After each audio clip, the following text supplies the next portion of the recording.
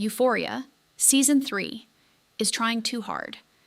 All right, I need to talk about Euphoria Season 3. I'm not even trying to be dramatic here. The episode genuinely feels like it was written to shock people into tweeting about it rather than actually tell a good story. And before anyone says, "You clearly never watched Euphoria," trust me, I did. I watched the first 2 seasons. Twice. I know the show has always been provocative, but this feels completely different.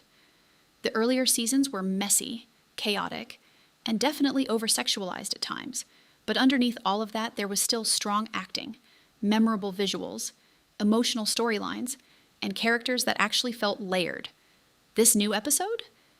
It feels like every storyline was built around being controversial first and meaningful second. And honestly, that's the biggest problem. The show lost its balance. Euphoria has always pushed boundaries. Nobody's denying that.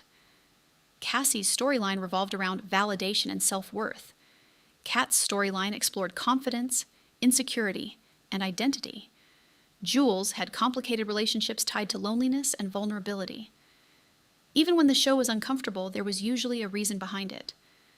But Season 3, Episode 1 feels less like storytelling and more like provocation for the sake of engagement. Within the first part of the episode, there are repeated conversations about adult content platforms, parasocial relationships, and monetizing sexuality. And the way the show frames these conversations feels incredibly strange. It doesn't come across like critique. It comes across like glamorization mixed with fake self-awareness. That's what makes it frustrating. Shock value over substance. One of the biggest issues is how every female character suddenly seems tied to the same type of storyline. One character is making adult content. Another is becoming a sugar baby. Another suddenly wants to profit off exploitation. It starts feeling repetitive and weirdly obsessive. And the show presents all of this with this hyper-stylized, glossy aesthetic that makes everything feel less like commentary and more like fantasy. That distinction matters, because people online keep defending the episode by saying, "Oh, it's satire. Oh, it's criticizing modern culture." But satire usually has a point of view. This episode mostly just throws provocative imagery at the audience and waits for social media to explode. Nate and Cassie's storyline feels hollow. The scenes between Nate and Cassie especially feel less psychological and more performative. The show tries to frame Nate as disapproving, but it's obvious his issue isn't morality. It's control and image. That could have been an interesting angle if the writing actually explored it deeply. Instead, the scenes are mostly constructed around awkward, fetish-heavy dialogue and visual shock moments. And after a while, it stops feeling uncomfortable in an intentional way and starts feeling exhausting. The biggest problem: nothing feels earned.